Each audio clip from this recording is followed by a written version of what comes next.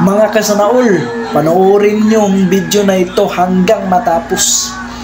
Nagsasalita na si Vice Ganda dahil hindi niya mapigilan yung sarili niya dahil sa mga taong nagnanakaw at korupsyon. Kailan kaya matatapos ang gulo na ito? Gulang Vice Ganda, ipaglaban natin yung Pilipinas natin. Ang daming mga taong nadadamay nitong gulo. Kailan pa kaya matatapos na ito? Kailan pa kaya? Saan ba yung hostisya? Panoorin nyo hanggang matapos. At para sa lahat naman ng mga politiko at bahagi grabe talaga. na nagnakaw sa atin, Diyos ko, kailan pa ba matapos na ito yung mga gulo?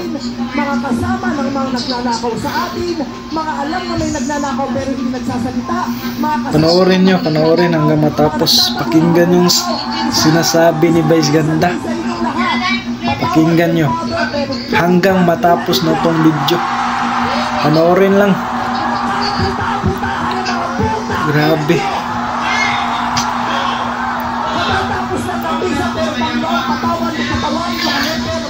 Panoorin na. Grabe talaga.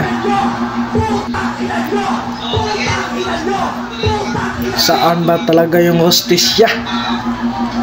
Kailan kaya matatapos na to yung gulo? Pakinggan yung mga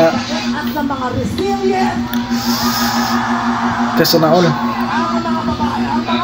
mga sinasabi ni Vice Ganda, kasi hindi niya mapigilan sa puso at sa isip niya dahil sa mga taong nagnakaw at korupsyon.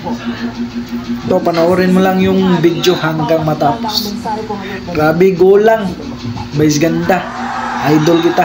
sa katunayan mga hayop sila.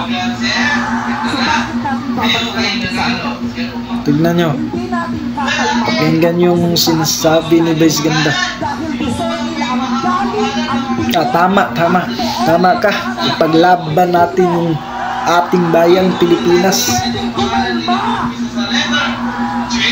hindi pwedeng iiyak lang. Hindi pwedeng magtitiis lang. Diyos ko, ang gulo na.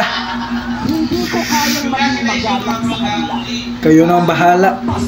Ang daming mga taong nadadamay dahil nito. Pati pulis nadadamay. Hindi naman sisihin sa kanila Hindi uubra sa kanila ang babuti. dahil walang Mga demonyo. iwan ko. Kaya tama yan. Sumigaw lahat ng dalan. Tama ka Vice Ganda. Ka na. Tama. Ang balat hanggang hindi makulong ang mga putang ina magdala. Hindi tayo pwede magalit lang ngayon. Kailangan hanggang bukas.